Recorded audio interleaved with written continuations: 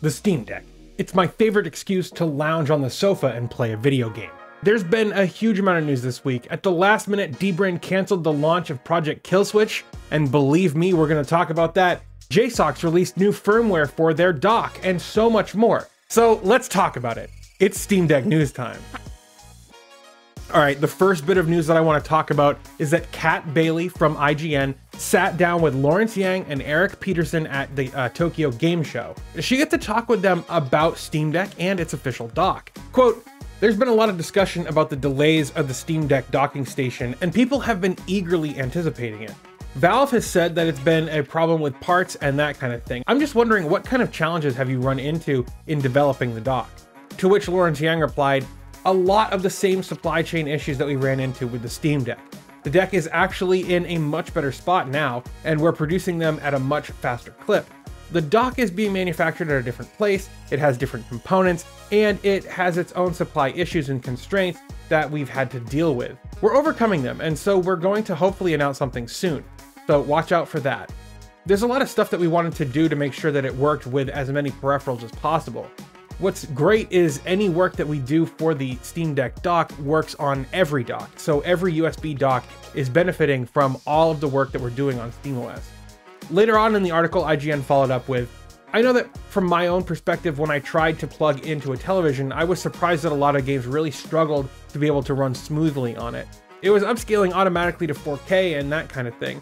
And I'm just wondering, what kind of steps are you taking to enhance the connectivity to a television screen?" To which Lawrence Yang replied, "Yeah, that's some of the software work that I alluded to. It's related to the dock work. A lot of the work that we're doing is making sure that we can cover as many peripherals, displays, monitors, and whatever to make sure that the thing that you want to happen will actually happen when you plug it in, and that it'll be a good experience. Now, I don't know when the last time you tried that was, but I think we've actually improved that already. So you might want to try it again to see how it goes." And I know from personal experience that since I've had the Steam Deck, since I got it in February, it has become far more usable when plugged into an external display. Though it does kind of still struggle on a 4K television or on my 4K monitors that I have here, it does work a lot better than it did when it first launched. Now, there was a stable Steam Deck update that hit last week, and I did a full review of the new features up here. Check it out if you haven't seen that video. However, there was also a SteamOS beta update that added a bunch of cool stuff. For example, they added external display output resolution and refresh rate selection in game mode. This is something I felt was missing since day one. They also improved frame pacing when compositing, and they also improved touch detection speeds. They fixed in-game camera control issues using a mouse. They fixed aspect ratio and resolution issues when switching from internal to external displays. They resolved some SD card formatting issues, and the boot tone volume has been equalized. Now, while we usually get at least one beta client update every week, the SteamOS beta channel sees far fewer updates. A prime example of this, since my last Steam Deck news video, there have been 3 Steam Deck beta channel updates. Now, each of the beta channel updates focused on something different. There was a small update on the 27th of September that fixed cloud saves attempting to sync while offline, virtual menu previews were tweaked, and the virtual hotbar scaling had issues, and they resolved them. Then, the same day, Valve pushed another small beta client update that addressed some crashing issues and reduced flickstick polling rates. Valve's release cadence in the beta channel is super quick, and their turnaround is great to see. But I'd like to know what you guys think. Leave me a comment below and let me know what new features and fixes you'd like to see going forward. Okay, next up, I wanted to touch on one thing that's a little close to my heart. It's a little sentimental. Thursday was actually the 8-year anniversary of this YouTube channel. I've been posting basically at least one video, and for the majority of those 8 years, at least 2 videos a week for 8 years. Doing this channel for 8 years, I never thought that I'd be passionate enough to do anything for 8 years. But of course, my 2 passions, Linux and video games, really did come into the fore here. And because of your guys' continued support, watching the show, and sharing these videos, I've been able to make this my gig. And that is so incredibly cool to me. I honestly can't believe where I'm at. 8 years later, it has fundamentally changed my life doing this channel. And I can't tell you how much I appreciate your guys' continued support. If it's sharing these videos if it's liking that smash button, if it's subscribing to the channel. I truly appreciate it from the bottom of my heart. I have some new merch that I rolled out to commemorate the 8 years that I've been doing this. There's 4 new designs over there. So if you go over, use the link below, there should be a merch shelf underneath this video where you can check out some of the designs, pick them up. New designs, I think they're pretty good. I like them, like that smash buttons down there. There's also a Steam Deck design that I came up with. I drew that in Inkscape. Let me know what you think about that. But that's it for the pitch. Now back to the deck news.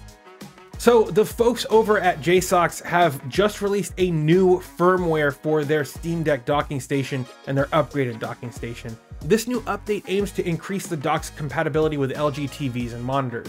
Though I have to say I have an LG TV and 2 4K monitors, and I haven't had any issues connecting with this dock, but I definitely have heard that some folks have had this issue. To perform the update, you'll need to actually use Windows of all things, which is super strange because the Steam Deck runs Linux. But most people have a Windows PC in their house, I guess, so maybe it's not that big of a deal? Maybe? Let me know what you think. Keep in mind that the firmware update instructions say that they actually don't recommend upgrading the dock unless you're experiencing issues with a black screen or incompatibility with a TV or monitor. They also include the old firmware in case you want to downgrade at some point, which I'm pretty keen on. So what do you think about JSAUX actually continuing to support their hardware after release? Let me know in the comments. I'd love to hear from you. Now, the biggest news this week has got to be Project Killswitch.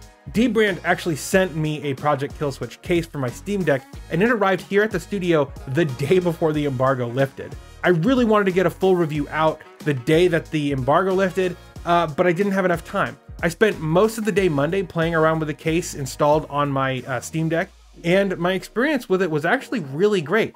The magnetically attached kickstand was solid and worked like a charm, and the case was form-fitting enough that it didn't actually add too much bulk. And I absolutely loved the hardened travel cover. Plus, I think the vinyl covers look great as well, and the screen protector was easy to install. But, to my surprise, after my video went out, people started commenting that dbrand had canceled the launch of the case. So I hopped on Twitter, and lo and behold, dbrand had tweeted, quote, "Project Killswitch will not launch for the general public tonight. All existing orders are shipping as planned, more info to follow. In the meantime, enjoy this video."